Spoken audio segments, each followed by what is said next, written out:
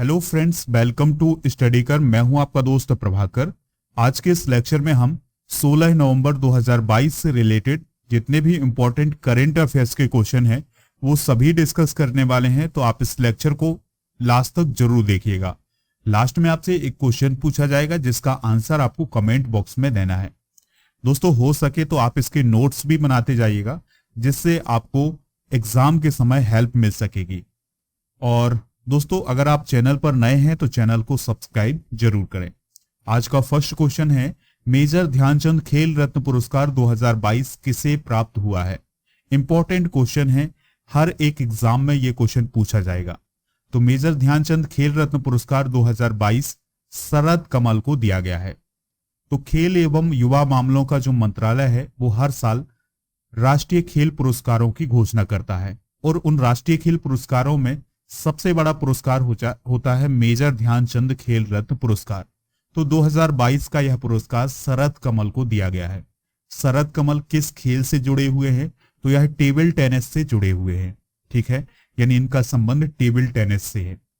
दोस्तों, यहां पर खेल एवं युवा मामलों की बात आई है तो दोस्तों इसके मंत्री जो हैं वो हैं अनुराग ठाकुर। कौन है? अनुराग ठाकुर। स्पोर्ट्स की बात आई है तो भारत में राष्ट्रीय खेल दिवस कब मनाया जाता है? तो 29 अगस्त को मनाया जाता है मेजर ध्यानचंद की याद में। मेजर ध्यानचंद हॉकी के एक प्लेयर थे और उन्हें हॉकी का जादूगर भी कहा जाता था।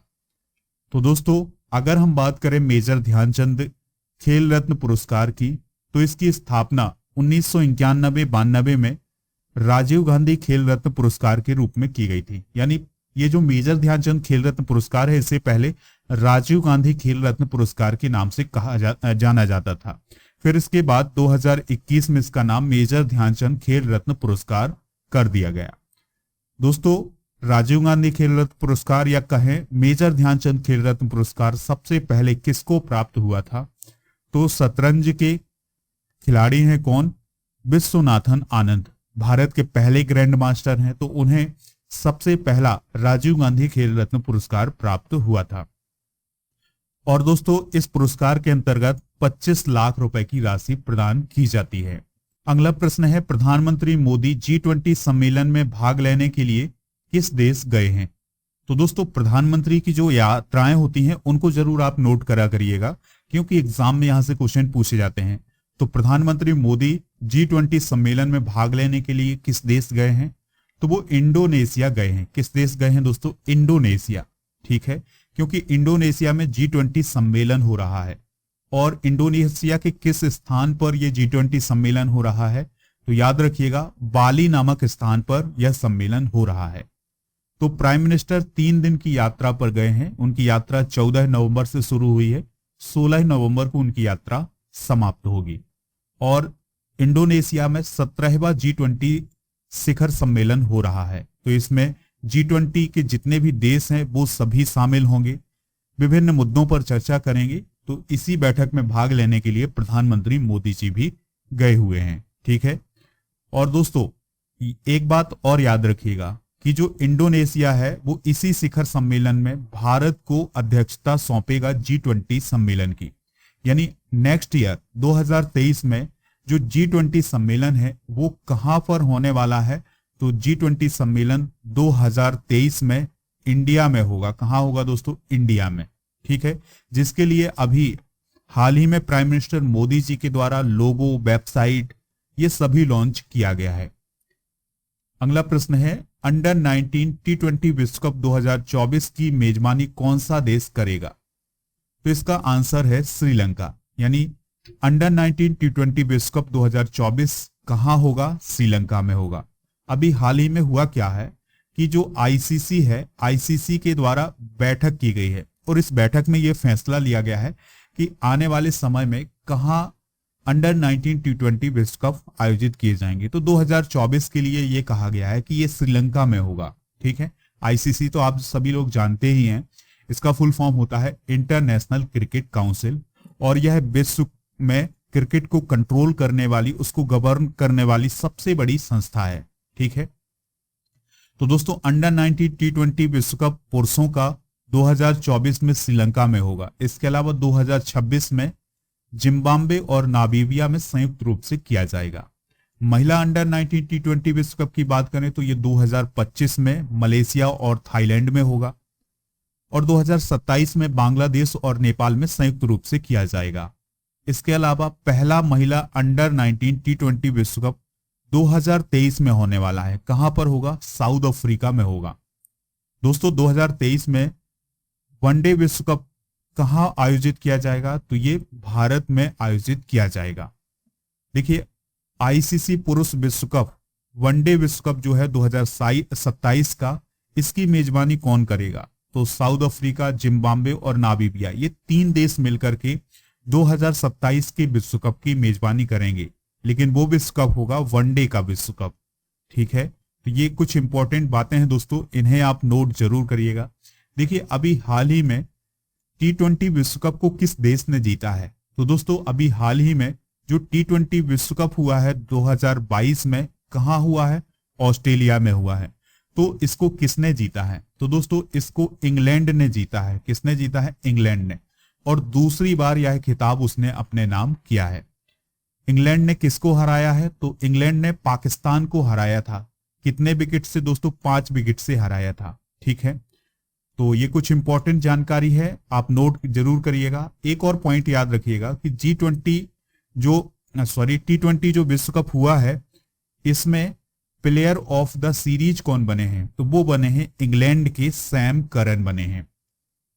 अगला प्रश्न है जनजातीय गौरव दिवस 2022 कब मनाया गया है? तो यह 15 नवंबर को मनाया गया है। तो हर साल जनजातीय गौरव दिवस जो है वो 15 नवंबर को मनाया जाता है।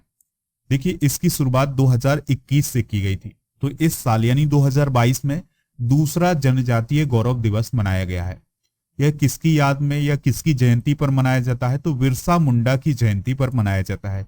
जैसे दोस्तों 11 नवंबर को हमने मौलाना अबुल कलाम आजाद की जयंती पर राष्ट्रीय शिक्षा दिवस मनाया है, उसी प्रकार से बिरसा मुंडा की जयंती पर 2021 से जनजातीय गौरव दिवस मनाया जा रहा है। ठीक है, अगर हम बात करें बिरसा मुंडा की, तो यह भारतीय स्वतंत्रता सेनानी थे और मुंडा जनजाति के वो लोक नायक थे।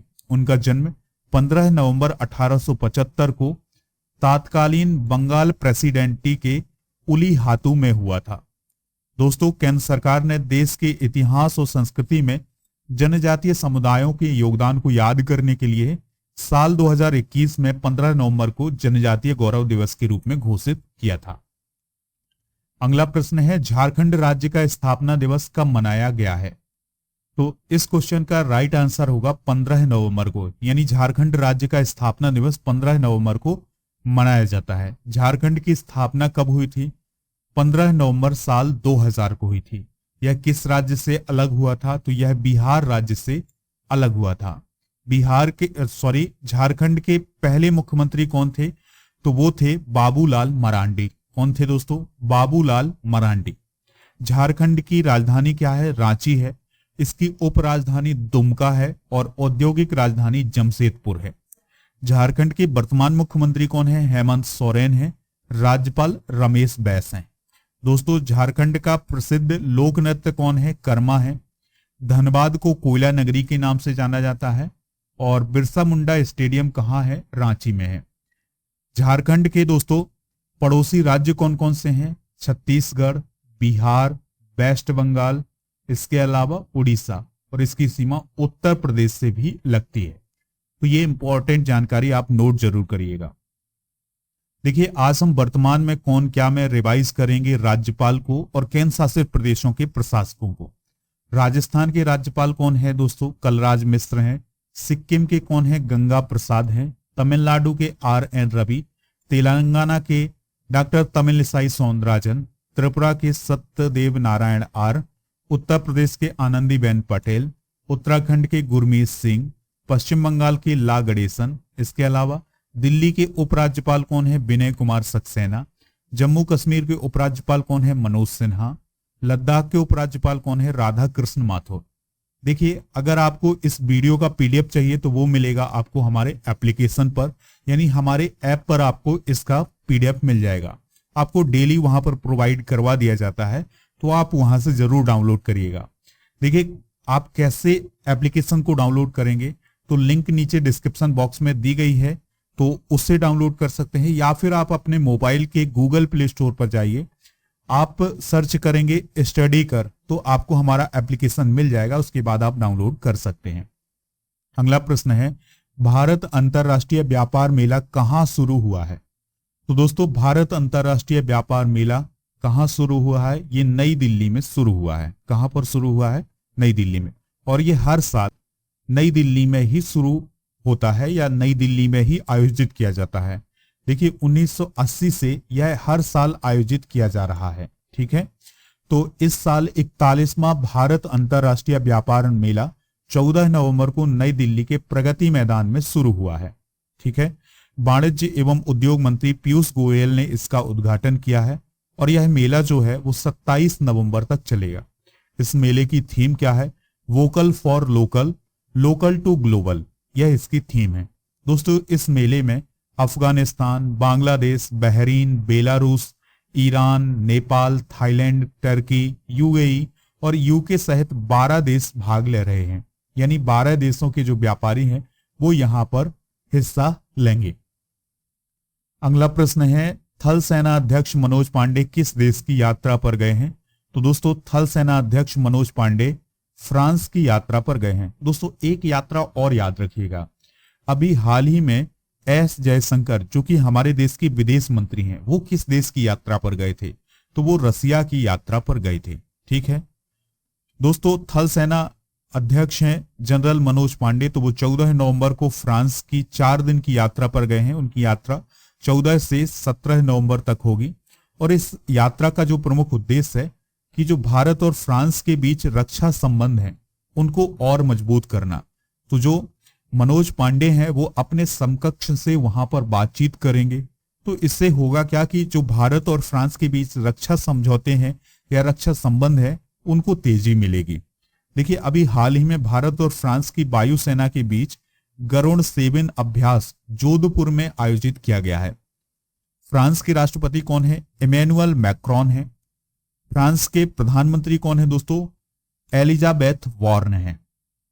अगला प्रश्न है, प्रसार भारती के नए सीईओ कौन नियुक्त किए गए हैं?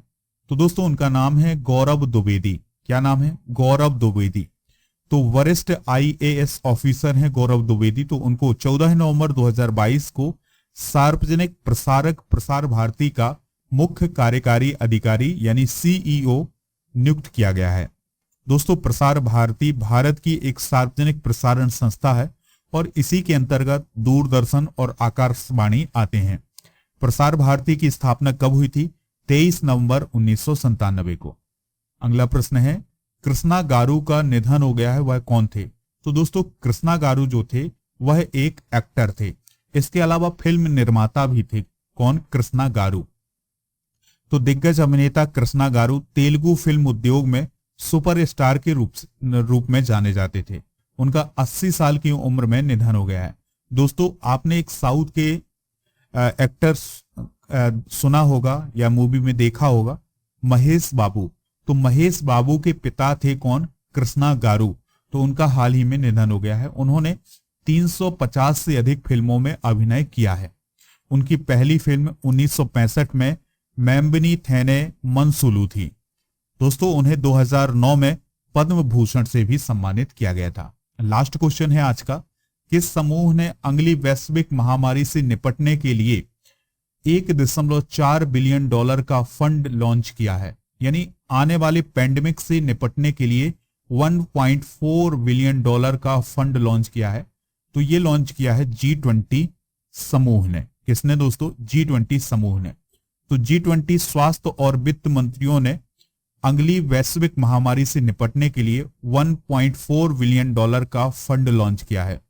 G20 देश अगली महामारी को रोकने और तैयार करने के लिए एक महामारी कोष बनाने पर सहमत हुए हैं।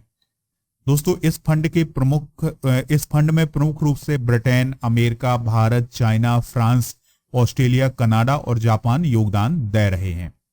तो दोस्तों ये सभी पॉइंट आप नोट करिएगा। अब आपसे एक क्वेश्चन पूछा जा रहा है जिसका आंसर आपको कमेंट बॉक्स में देना है। G20 शिखर सम्मेलन किस देश में आयोजित किया जा रहा है? 2022 का भारत, इंडोनेशिया, फ्रांस या अमेरिका? जो भी इसका राइट आंसर हो आप कमेंट बॉक्स में जरूर बताइएगा। ऐप को डाउनलोड कर लें, स्टडी मटेरियल पर जाएंगे तो आपको पीडीएफ मिल जाएगा। मंथली करंट अफेयर्स के पीडीएफ भी उपलब्ध हैं ऐप पर, तो जितने भी इंपॉर्टेंट पीडीएफ हैं वो सभी उपलब्ध हैं, डाउनलोड जरूर करिएगा।